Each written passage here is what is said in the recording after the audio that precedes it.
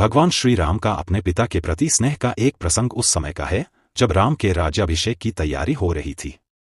अयोध्या में चारों ओर खुशियां मनाई जा रही थी। उसी समय राम को संदेश मिलता है कि महाराज दशरथ उन्हें अपने कक्ष में बुला रहे हैं।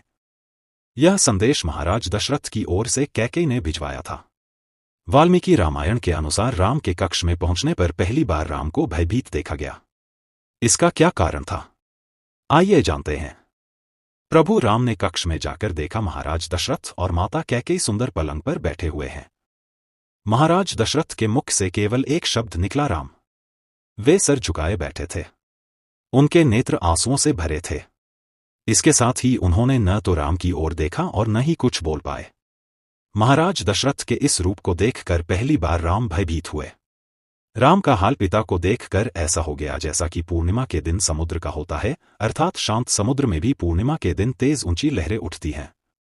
इसी तरह राम पिता के दुख को देखकर व्याकुल हो उठे।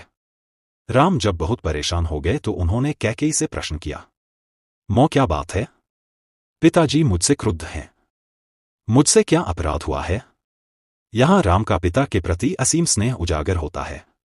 वे हर हाल में पिता को प्रसन्न देखना चाहते हैं। राम जैसे ज्ञानी पुरुष का पिता के लिए अधीर हो जाना इस बात का संकेत है। प्रभु राम के मन में तरह तरह की शंकाएं उत्पन्न हो रही हैं। वे माता कैकेयी से प्रश्न कर रहे हैं, हे माता, क्या प्रियदर्शन कुमार भरत से कोई भूल हुई है?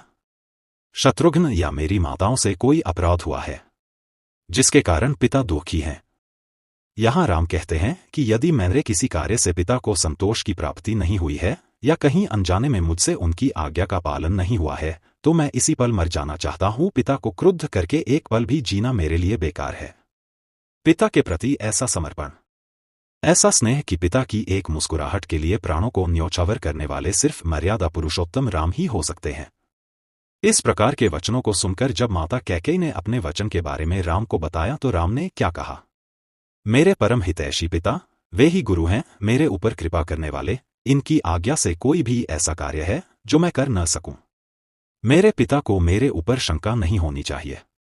वाल्मीकि रामायण में ऐसे मार्मिक प्रसंग को देखकर हमें यह सीख मिलती है कि माता पिता की हर आज्ञा का पालन करना सबसे बड़ा कर्तव्य है।